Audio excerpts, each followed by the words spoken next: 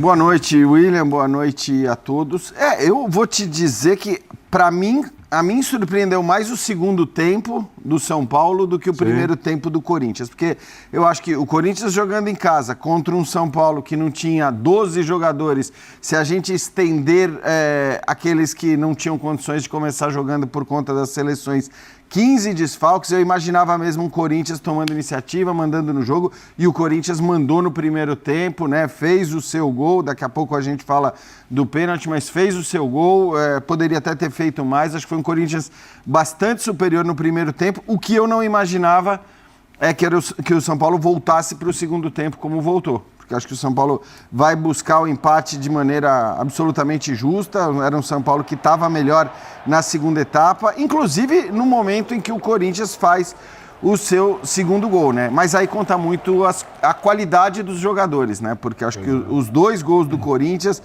principalmente o segundo, mas também o terceiro, são gols de jogadores que têm qualidade, e o Corinthians consegue uma vitória importantíssima para se colocar de vez na briga por Libertadores, né? Nós estamos falando agora de Corinthians e São Paulo exatamente iguais na classificação em tudo, né? Número de pontos, número de vitórias, número de empates, número de derrotas, saldo de gols, gols marcados, e portanto o São Paulo só está na frente, aliás. E gols sofridos é igual? O engraçado é isso, gols sofridos também. Então, assim, pro saldo tá igual. Eu nem sei como é que é. A gente está vendo na classificação, a maioria das pessoas mostrando o São Paulo na frente na classificação, mas eu acho... Por amarelo?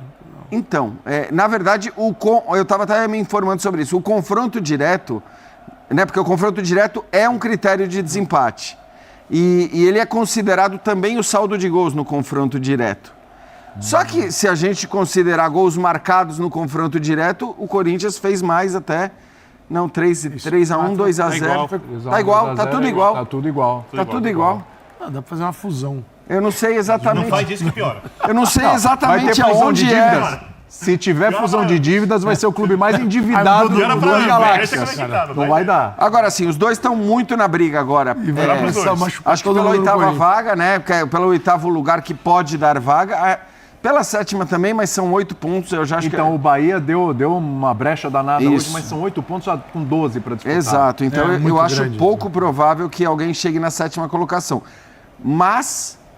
o oitavo lugar tem boas possibilidades de também dar esse... Fora que o Corinthians tem a Copa do Brasil, né? Tá na semifinal, pode até... E outra, se o Corinthians não chegar à final da Copa do Brasil, o Cruzeiro lá estará. Sim. E aí o Cruzeiro tem pelo menos 50% de chances de ser o campeão da Copa do Brasil. Então, assim... Se for o Fluminense também, que está na frente. Exato. Né? Então, assim, acho que tem boa chance do oitavo lugar do Campeonato Brasileiro também valer a vaga na Libertadores. E hoje a gente tem 3 times empatados, né? Porque o Bragantino está junto com o Corinthians e São Paulo nessa colocação aí. Depois eu tenho uma provocação para fazer pro Birne, porque... Deixa eu só ver qual é o outro critério aqui. Deve ser cartões. Não, de repente... Menos cartões vermelhos. Mas eu sinceramente não sei se as tabelas que a gente está vendo atualizadas... Consideram os cartões vermelhos. Isso é um negócio que vai precisar... Porque, em geral, esses sistemas, eu sei porque eu trabalhei em site durante muito tempo, você não cadastra os cartões vermelhos nesses sistemas. Então é preciso ver quem tem menos cartões vermelhos na competição, porque quem tiver menos cartões vermelhos entre as 3 equipes, né? Bragantino, Corinthians e São Paulo. Tá nessa luta aí também. É quem tá na frente. Não, o Bragantino não, porque ele tá na frente no... Mas ele tá na briga ali. Nas vitórias, né? Tem uma vitória, mas tem 13 e os dois têm 12. O Bragantino está à frente do Corinthians e do São Paulo, mas entre São Paulo e Corinthians está na frente quem tiver menos cartões vermelhos. Nossa produção está correndo atrás dessa informação dos cartões vermelhos. Aí vamos ver se até o final do programa a gente já tem um posicionamento com relação a isso. Data ESPN vai ser rápido, como sempre. Calçade, a gente está falando da redação, pô, que absurdo, o Depay voltando, não joga, vai ficar no banco. Entrou e fez o gol que deu uma destravada ali no momento que o São Paulo era melhor, hein? Tudo bem, Calçade? Olá, William, companheiros. E também mostra quando ele está longe a falta que faz. E esse é um assunto para... Vamos deixar para depois. Porque você imagina que vai ser 2026 nesse ritmo que ele tem. Então vai ser assim, um jogo a cada 15 dias. Bom, a Copa do Mundo vem aí. Acho que foi um jogo... Assim, você pega o nível de desfalque de São Paulo, é um negócio absurdo. Então é um Corinthians mais perto do ideal, não tem a menor dúvida disso, do que o São Paulo. Se bem é que o São Paulo há tanto tempo longe disso que é difícil dizer e imaginá-lo com seus... Tem a questão do Oscar, é importante, tem a do Lucas, tem Calheri. Então é um São Paulo já há muito tempo... Há quanto tempo a gente fala isso, hein? E hoje, o Crespo, diante desses desfalques todos, ele criou uma escalação que não conseguia reter a bola. Reter a bola, aí você olha na posse, você pode até enxergar posses parecidas, mas o jogo te mostra outra coisa. A necessidade do jogo é diferente do número que aparece na posse.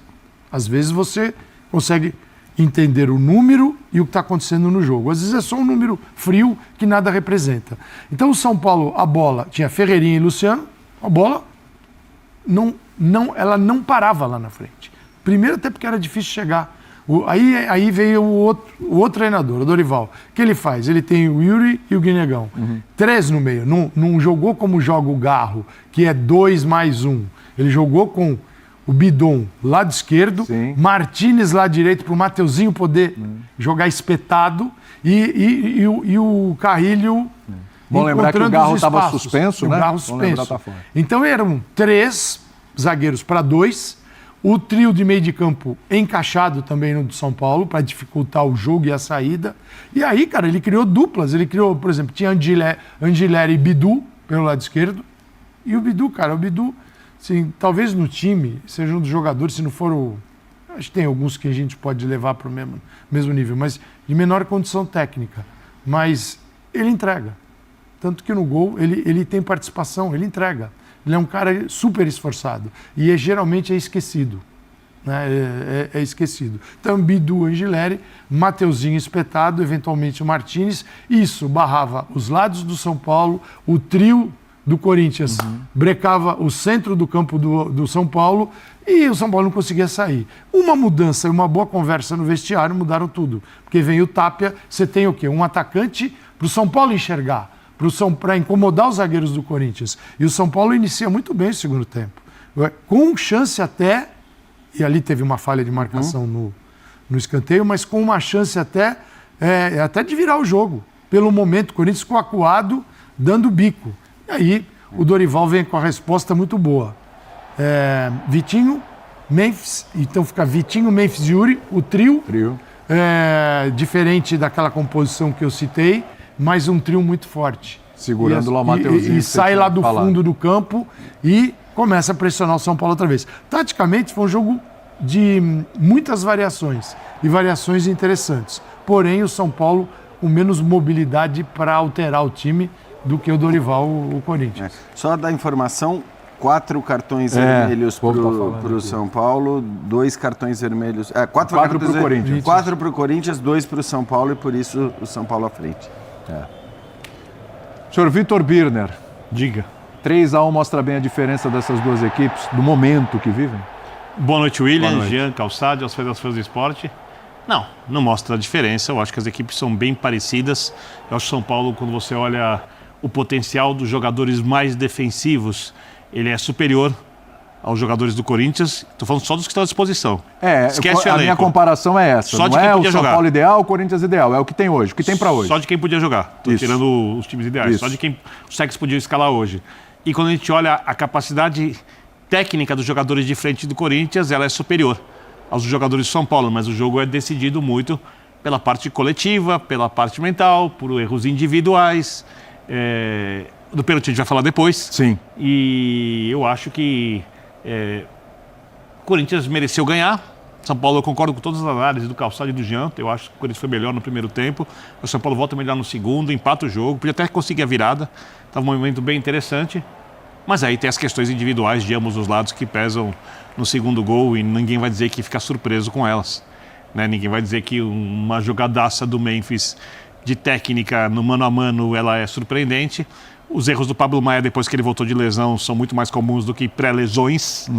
E o Sabino se esforça bastante. Mais saída de bola do que marcação. Mas tem muito mérito do Memphis ali, né? É mais mérito do Memphis do que demérito? Não, essa é uma maneira de você enxergar a coisa. Um grande zagueiro não toma um drible daqueles. Agora é muito mérito do Memphis. Não só no drible, que é um drible muito consciente, na finalização com muita classe.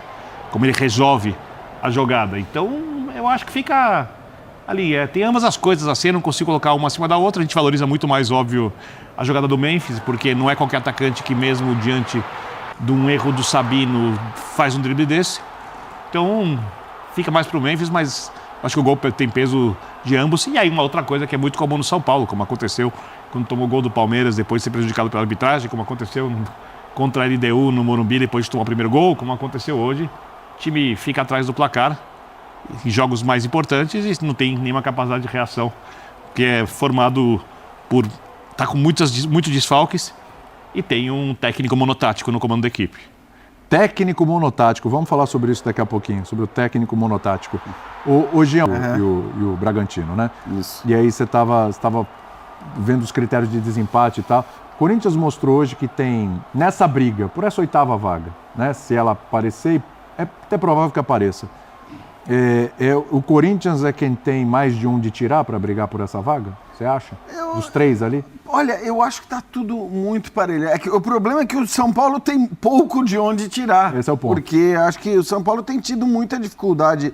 A gente pode estar falando só dos dois. O Bragantino vem num viés de baixa muito grande, né? Ainda que tenha conseguido uma recuperação mais recente. Depois que entrou o Mancini. Depois que entrou o Mancini. Então, acho que o Bragantino chega forte também para tentar buscar essa 8ª colocação. Vamos falar da 8ª colocação. Ainda é possível a 7ª, mas vamos falar da 8ª, né? Então, assim, ainda é possível, acho que eles busquem a 7ª, mas eu falaria de 8º lugar nesse momento. Porque, olha, rapidinho, só para o Bahia é quem está com o 7º lugar, tem 53 pontos. São 8 pontos a mais do que São Paulo, Bragantino e Corinthians. Faltando 4 jogos. Acho que a 7ª não é possível. E o Bahia vai pegar o Vasco em casa na próxima rodada, tem confrontos contra o Juventude, que briga para não cair fora, pega o Sport rebaixado em casa e termina a sua participação com o Fluminense fora. Isso, e sempre lembrando, né, que o Ceará está jogando nesse momento... Contra o Internacional. Pode se colocar nessa briga. Também. Pode se colocar nessa briga, né? Então, assim, pode inclusive chegar aos 45. Sim. O Galo está com 44 e vai jogar a Sul-Americana. E claro que se ganhar a Sul-Americana, aí eu acho que a coisa... Né, rola um alívio ali, porque você já garante a vaga na Libertadores. Senão ele pode voltar completamente para essa briga. Então, assim, é uma briga espetacular, essa briga pela 8ª colocação, que eu acho que é preciso brigar pelo 8º lugar, porque...